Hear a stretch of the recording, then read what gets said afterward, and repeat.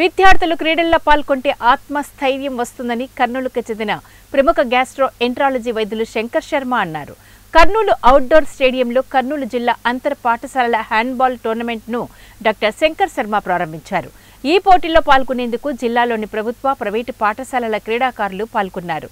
ఇందులో ప్రతిభ కనపరిచిన వారు రాష్ట్ర స్థాయి హ్యాండ్బాల్ పోటీలకు ఎంపిక చేశారు.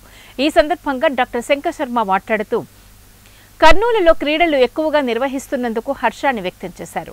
కర్నూలు క్రీడాకారులు భవిష్యత్తులో జాతీయ, అంతర్జాతీయ స్థాయిలో రాణిస్తారని ఆశాభావాన్ని వ్యక్తం చేశారు.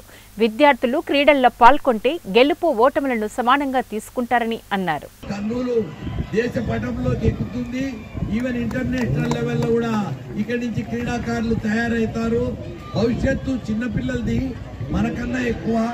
అంటే destiny of a nation is decided in the class room అన్నారు.